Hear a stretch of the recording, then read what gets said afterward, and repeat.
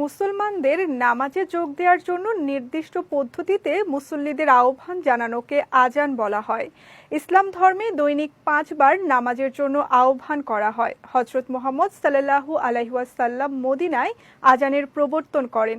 কিভাবে এলো এই আজান? বিস্তারিত থাকছে ডেস্ক রিপোর্টে। আবু উমার ইবনে আনাস তার এক আনসারী চাচার বরাতে বর্ণনা করেন, রাসূল সাল্লাল্লাহু আলাইহি ওয়াসাল্লাম নামাজের জন্য লোকদের কিভাবে একত্র করা যায় তা নিয়ে চিন্তিত ছিলেন। তা দেখে কেউ পরামর্শ দিলেন, নামাজের সময় হলে একটি পতাকা ওড়ানো হোক। সেটি দেখে একে অন্যকে সংবাদ জানিয়ে দিবে। নবীজির কাছে তা পছন্দ হল না।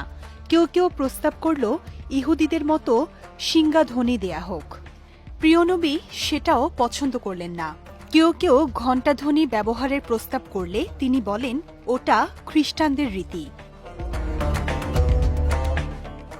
আব্দুল্লাহ ইবনে যায়েদ বিষয়টি নিয়ে রাসূল সাল্লাল্লাহু আলাইহি ওয়াসাল্লামের চিন্তার কথা মাথায় নিয়ে প্রস্থান করলেন।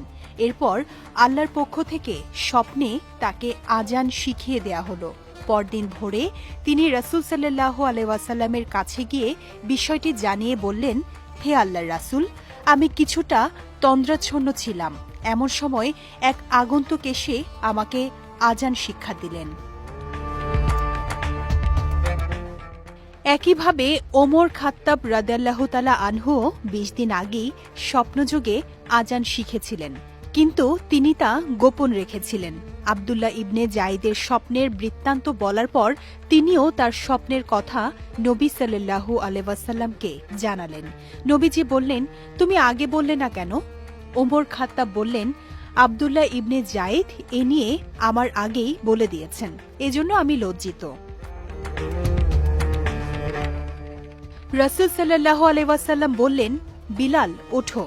আব্দুল্লাহ ইবনে যায়েদ তোমাকে যেভাবে নির্দেশ দেয় তুমি তাই করো। এরপর বিলাল রাদিয়াল্লাহু তাআলা আনহু আজান দিলেন।